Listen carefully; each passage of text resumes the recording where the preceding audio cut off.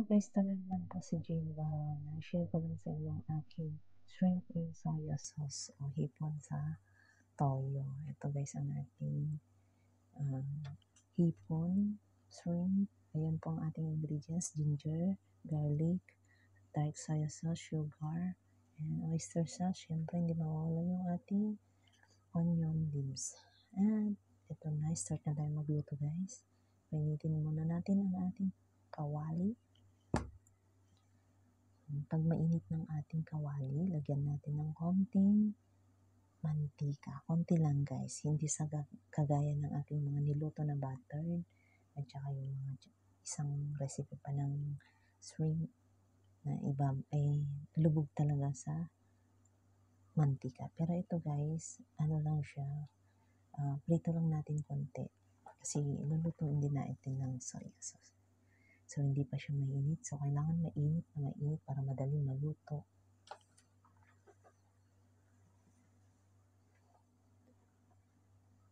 Ayan. Thank you po guys sa mga laging nanonood ng aking premiere. Sa mga nagpababa ng aking premiere, sa mga nagla-live. Ayan. Thank you. Alam nyo na yung mga sarili ninyo guys. Ayan. So, yan na guys. Medyo mainit na siya. Ilagay na natin lahat. Ay, hindi lahat kasi marami, hindi kasya. Hindi parang ano ba, kalahating kilo yata to. Or kulang-kulang ng kalahating kilo. Ayan, ilagay natin ganyan, isa-lansan natin. So, huwag natin masyadong i-fry kasi lulutuin natin yan sa soya sauce. So, sa mga nandito sa Hong Kong, Chinese recipe ito. Ayan. So, pwede nating ibaliktad. So, ganyan lang yan. So, napakadaling lutuin ito. So, gustong-gusto ng mga awa ko. Meron lang siyang ipinakita sa akin na gagayahin ko. So, ayan. Nagaya ko naman at masarap daw.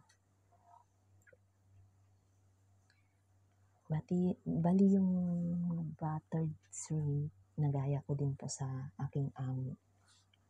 So, ayan na nga guys. Amo kong lalaki, magaling siya magluto. So, karamihan naman ng niluluto ko is napapanood ko lang sa amo. Yung parang ano ng Chinese recipe. So, ayan na nga guys. Medyo okay na siya. I-ano natin yung mga iba para madali siya.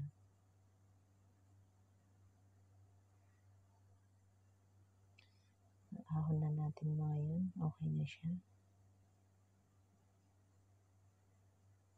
Ayan. Shoutout muna tayo sa ating mga solid supporter dyan. Thank you so much. Alam niyo na yung mga sarili niyo. Kasi pag shoutout ko kayo, baka may makalimutan ako. Ayan, thank you guys. Lalo na yung mga nakikipagkulitan sa akin sa live. Thank you so much guys. Sa mga nagiging guest ko, thank you so much. God bless po sa inyong lahat. At sa aking premiere, lagi nanonood. Thank you so much. Ayan, sa mga busy, huwag kayong mag-alala. Go lang kayo. So, ito na nga guys. Okay na siya. So, gigisa na tayo. And then, tanggalin natin yun. May natirang may tawag dyan.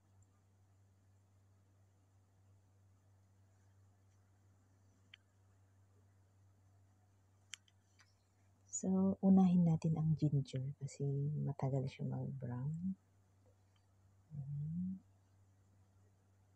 So, kapag kulang guys ang ating mantika, pwede natin dagdagan. At isunod natin ang ating garlic. So, hindi ko na pinakita kung ilang, basta tansya-tansya ko na lang siya.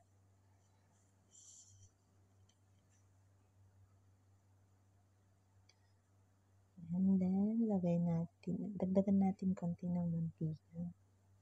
Gaya ng sinabi ko kanina, dagdagan natin ng konting mantika.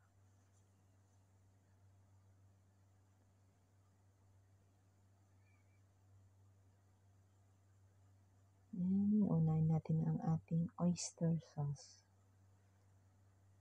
Konti lang siya guys. Ang ating soya sauce.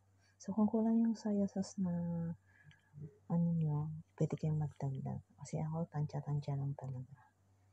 Dagdagan natin ng konting tubig. Sayang naman yung nandun sa may ano natin. Oyster sauce. At syempre, asukal guys. Kunti lang na asukal ang lalagay natin. Konting sugar. At yung chicken powder. Yung powder yun na guys, na buo lang. At ito na nga, ilagay na natin ang ating hipon.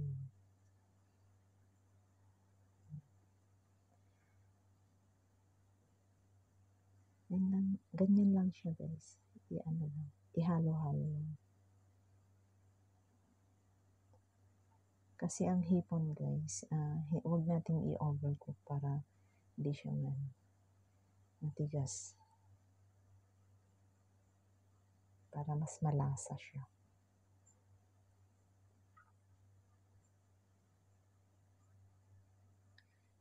Oh, nalaglag. Ayan, hugasan natin tapos balik natin. Sayang naman. Oh, di ba?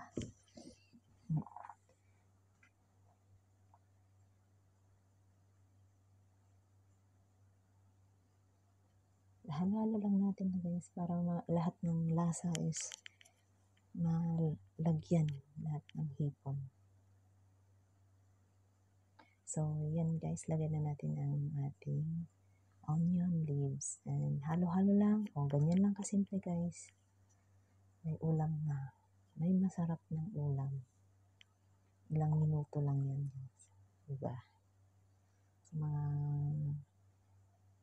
taga rito sa Hong Kong, try nyo to guys. Napakasarap. Ayan.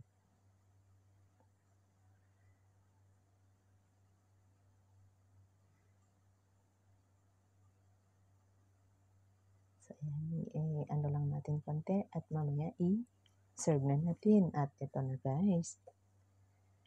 Ating hipon sa soya sauce. Ayan, thank you for watching guys. Ayan ang ating